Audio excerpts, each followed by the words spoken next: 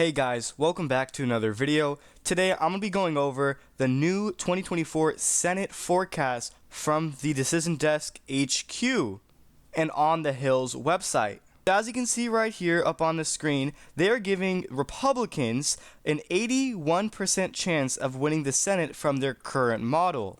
So far, the GOP has 51 total seats from the current updated model to the Democrats' 46, with 2 independent senators. Obviously, Bernie Sanders and Angus King from Vermont and Maine will caucus with the Democratic Party. And so basically in this video, we're going to be taking a look at the overall forecast and some of these interesting things. But before we get started, make sure you guys are subscribed as we are approaching 3,000 and click the bell so you don't miss out on any of my content. Also, if you have memberships, you can find a link to that in the description section. And don't forget to press the like button and give this video a thumbs up. Now, let's begin with the topic of today's video. Let's go over this new forecast. So let's take a look at some of these important major swing and battleground Senate seats for this upcoming 2024 Senate elections. One thing to take into consideration is that this is not a midterm, this is a general election year. So, ticket splitting between the general election candidate and a senator doesn't really happen that often in a general election year. It's more common in a midterm. So we will probably not see as much as ticket splitting. For example, you won't see a lot of people voting for Trump at the same time Sherrod Brown in Ohio, or for example in Montana, you won't see a lot of people voting for Trump at the same time voting for Jon Tester. You won't see a lot of ticket splitting in a general election year, but you probably would more often in a midterm. So starting off in Nevada, they have Jackie Rosen with a 75% chance of winning and Samuel Brown, her opponent, at 25%. So he only has a fourth chance of winning, which is characterized lean Democrat. And I have to agree with this because this is my actual 2024 Senate map prediction as of today. I currently personally have the Republicans at 52 seats to the Democrats 48. And obviously you have those 2 independent seats that caucus with the Democratic Party. So I currently have Jackie Rosen winning by a couple percentage points of a lead margin, so I will agree with this forecast for Nevada. Agree with the percentage as well. And then as for Arizona, they currently characterize it as a toss-up, and Gallego has a 51% chance to Kari Lake's 49%. So obviously this is a complete toss-up, basically 50-50 for either candidate. And you take a look at my current prediction, I have Ruben Gallego, the Democrat, winning in Arizona's Senate race, defeating Kari Lake. I think she's a disastrous candidate and she is not electable. You saw what happened in the 2022 midterms. I think the governorship is way easier to win than the Senate level in the state of Arizona. So considering last time she lost, I just don't see her winning. And I understand that Ruben Gallego is not an incumbent, so that can go to Kari Lake's benefit, but still, ultimately at the end of the day, I think we might see more ticket splitting in Arizona more than any other Senate race. I think a lot of the neocons and the establishment and the rhinos in Arizona will vote for Trump, but at the same time they'll split their ticket and vote for Gallego because Kari Lake is an extreme far right according to their view. For Ted Cruz, giving him an 88% chance of victory, I have to agree with this, but I do somewhat agree with this because I do have Ted Cruz winning, but I think it's going to be by a lean margin instead of a likely one, probably by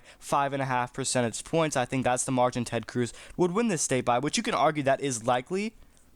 And then as for Montana, Republicans are looking forward to flipping this seat. They characterize it lean GOP for Tim Sheehy, giving him a 79% chance at winning, defeating the incumbent Senator Jon Tester. It's shocking to me because the incumbent has a 21% chance of winning. You don't really see that.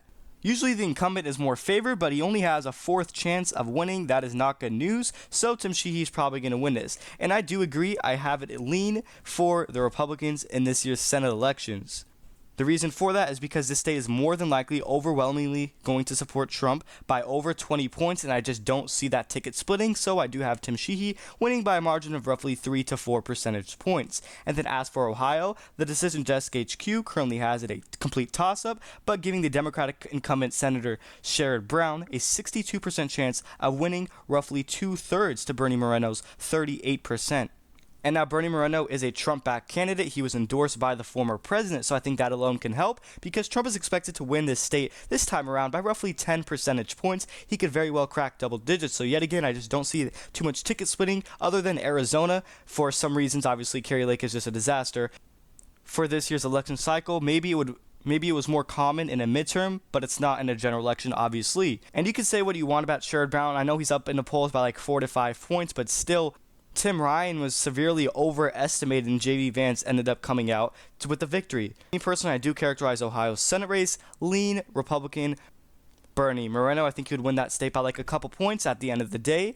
And now moving on to some of these Rust Belt states. Wisconsin, in my opinion, is going to be lean Democrat, as well as this forecast says it. 75% chance for Tammy Baldwin, the incumbent. She is an electoral juggernaut, and I just don't see Eric Hobday winning. Now, he is currently outfunding her in terms of fundraising numbers and ad spending, so that could go in the Republicans' favor, but still, she has always won here. It just does not make sense for her to lose this time around. And I currently have Wisconsin lean Democrat as well. I think Tammy Baldwin win by like 2 percentage points. But as for Michigan, the Decision Desk HQ has a complete toss-up with Alyssa Slotkin, who is not an incumbent, by the way, with a 62% chance to Mike Rogers' 38%. I do have to disagree with this. I think she would win by probably a lean margin. I just think a toss-up is kind of too generous for Mike Rogers, the Republican right here. I just think that, me personally, the Michigan GOP, it was a disaster, but still, they are making somewhat improvements, obviously, but still, I just don't see it this time around. Keep in mind that Gretchen Whitmer was severely underestimated. The polls underestimated her support back in 2022, so I do think Alyssa Slotkin is slightly being underestimated at the end of the day. Michigan is more bluer than what the polls show.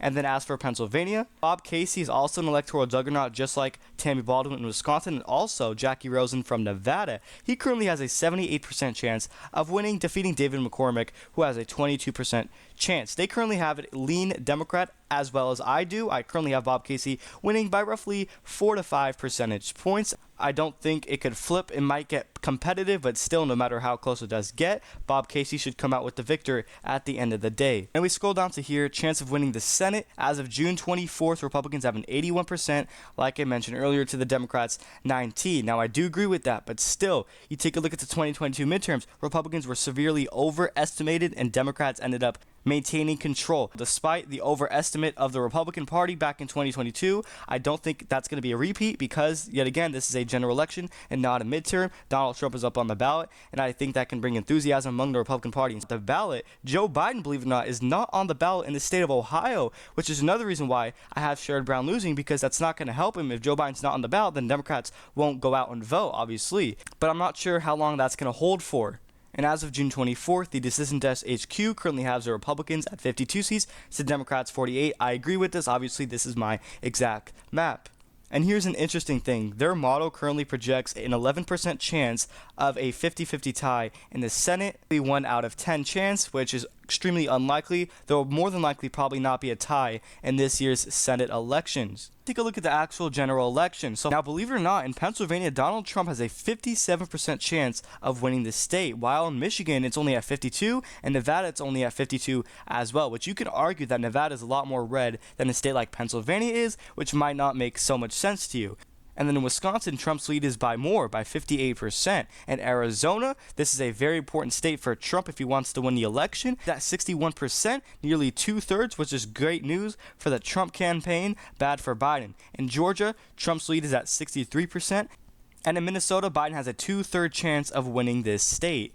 And in New Hampshire, he's at nearly 70%. And in North Carolina, Donald Trump is going to win this state with a 70% chance. And they also have some of these important house races, but we cannot get through all of them in today's video. You guys go, let me know your overall thoughts on the Decision Desk HQ forecast for the Senate. Do you guys agree with it or not, and why? Tell me that in the comment section down below. But one last final reminder before I end out this video is to subscribe and click the bell so you don't miss out on any of my content. And also give this video a thumbs up, press the like button. That's much it. Thank you everyone for watching.